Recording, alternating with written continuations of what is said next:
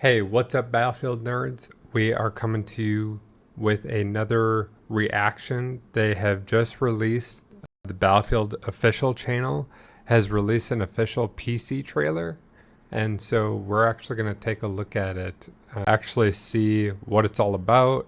I'm sure they're just trying to build hype for their release. This is kind of a buildup of multiplayer.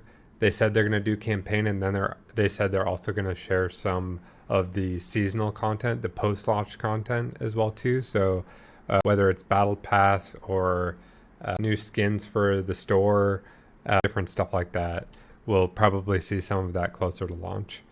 Reminder that we have about 5 weeks or so until the official launch of Battlefield 6. So let's get into this reaction and we'll talk about it afterwards.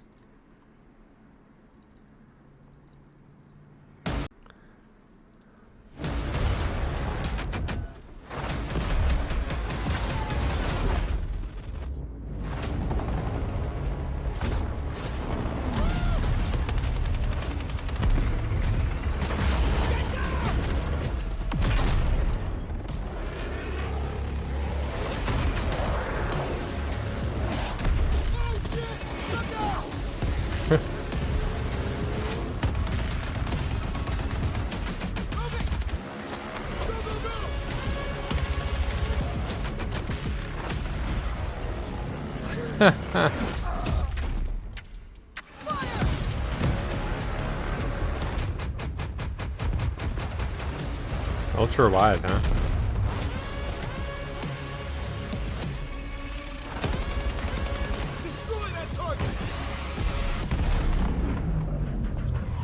Nice.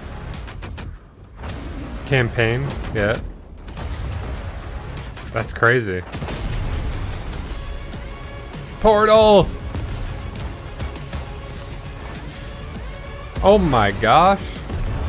That's awesome.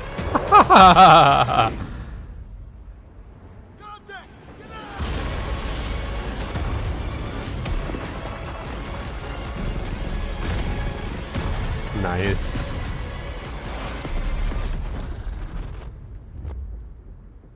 Yeah. These trailers are always amazing when they put them out. I think that they do a really good job at building hype, but I also know, because I've worked at EA twice, they ground these in realistic aspects of the game here. Like it's not just stuff in the game or cinematically made that you can't usually do. Usually it's stuff that you can actually do in the game, or it's part of a cinematic in the game that is actually real, that the player can do. Whereas you see some other studios, other companies who make cinematics, it's like, oh yeah, that'd be so awesome, but then you actually get the game and you can't actually do it, type of thing. EA is not like that, and the marketing team works really closely with the game teams and stuff to be like, to understand like, hey, can you do this in game? Can you do that? What if we showed this? Is that gonna like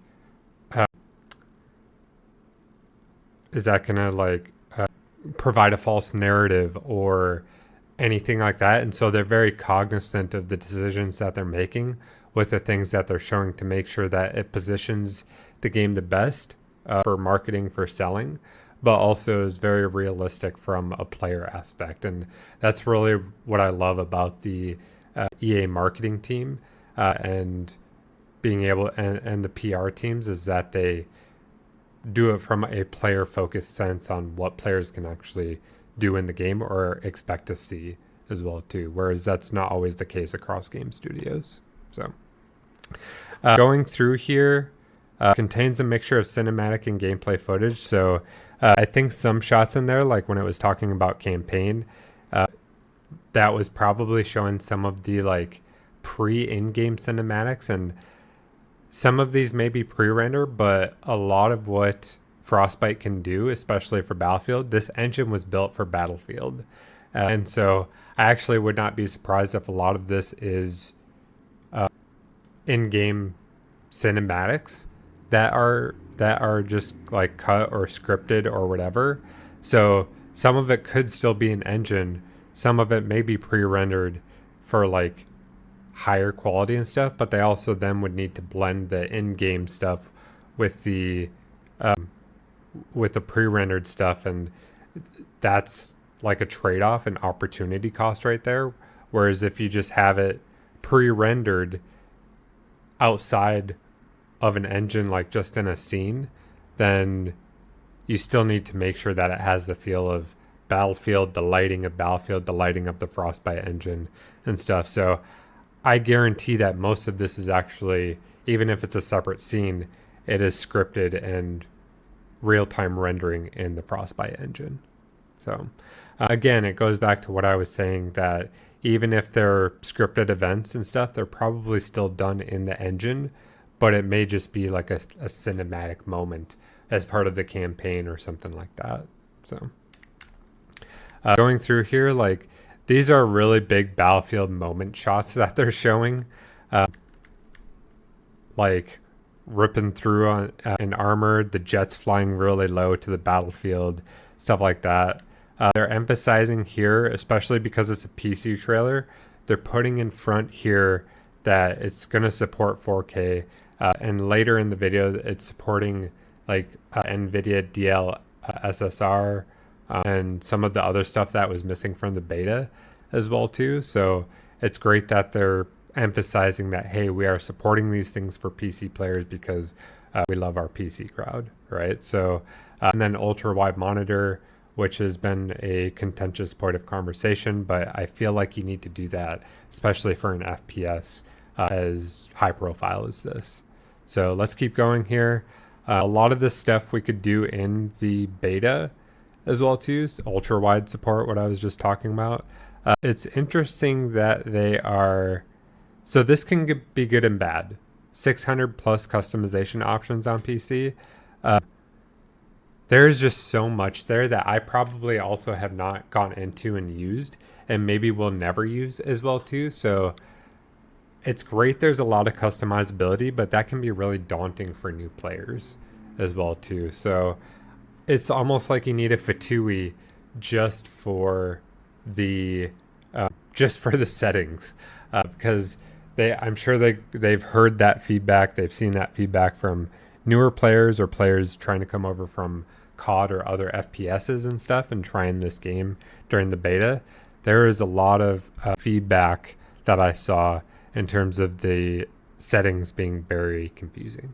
So this can be good and bad and stuff. As a veteran player, I love it and stuff because it gives me a lot more variety and range and stuff to customize things how I like to for FPSs. Now, when I go to another FPS that doesn't have a lot of customization options, it's, for me, it's kind of like, it feels low. I wouldn't say lackluster, but like you definitely notice these customization options, quality of life improvements that you're used to when you have them available to you. So again, this is probably cinematic from the campaign because I don't think there was any aspect here where we're dropping out of planes like this at all, unless this is like part of the battle royale, maybe. I don't, or like Portal, that you could do this. I have no clue. Yeah, this is Portal that they were showing here again. It looks like you had a squad of soldiers on a tower trying to shoot down as many planes, and I'm guessing you get as many points for it, as many planes flying by as you can shoot down, I guess. I don't know. Yeah, the low flying jets.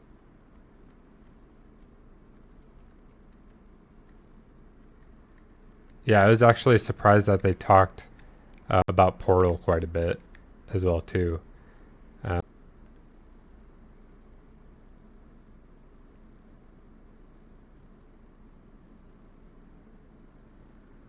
Yeah, DLSS 4 is what they talked about. What was the AMD version of that? Intel Xe SS2.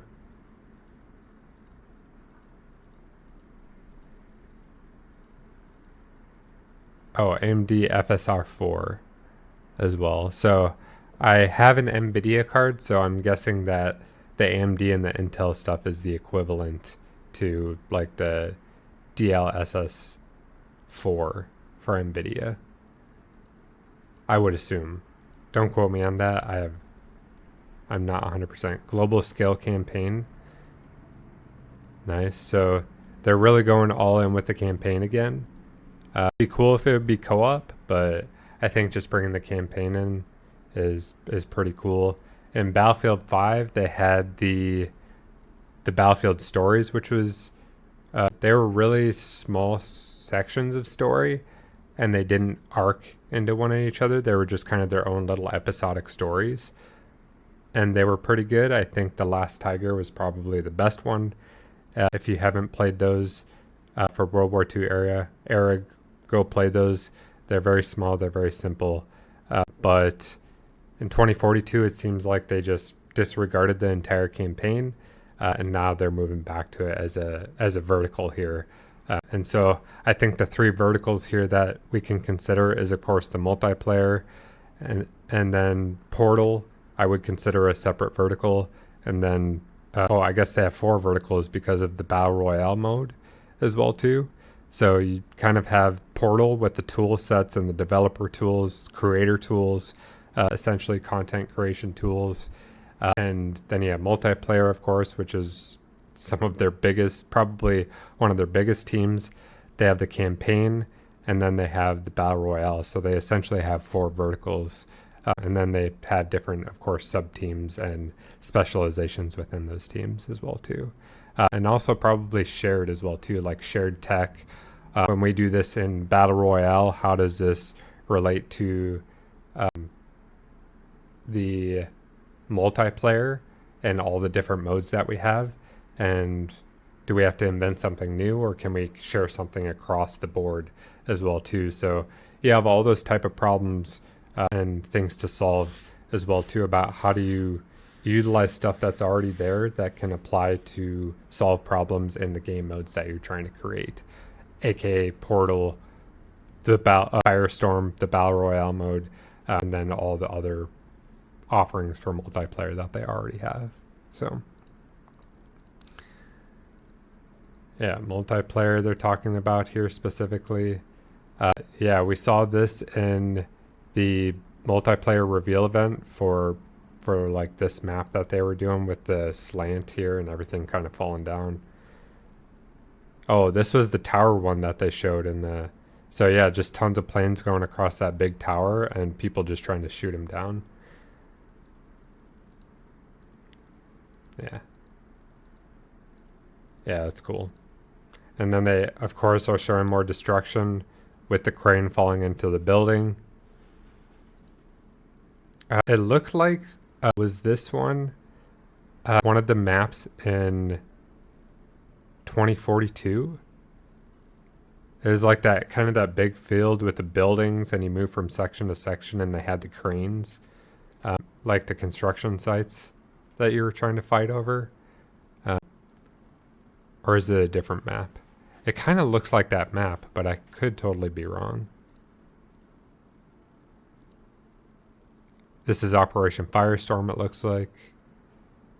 So this tank doesn't look like the Abrams. It looks like a different tank. Could be one of the other NATO or countries that left NATO that is fighting against Pax Armada. One of their tanks kind of looks more like a Leopard. A Leopard 2. One of the German main battle tanks. That doesn't look like an Abrams. Or it could just be a souped up version of it in 2027. I'm not really sure from that angle.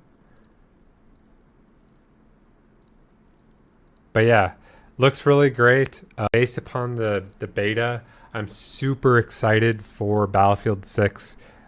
I was caught off guard with how bad 2042 is at launch, and I think a lot of us were blindsided as well too about like the promises they were making and how it did not come to fruition. once we actually got in and played it at launch. It was a very rocky launch. There were a lot of issues. It was not designed well, essentially, because the maps were just atrocious. It was really, really difficult to like that game. And I even tried to go back in and play this last week off camera as well too. And after playing Battlefield 6, like, it's just night and day. I couldn't go back. I couldn't even finish a match. It was so bad. So, because I was trying to get the cosmetics for the free battle pass in 2042 for Battlefield 6, and I just couldn't do it. So, but yeah, let me know what you thought about this. If you're going to be playing Battlefield 6 on PC as well too, please join in for the streams, and because we'll be playing pretty solid once it launches on October 10th. So with that, hope to see you in the next video, and we'll talk to y'all later.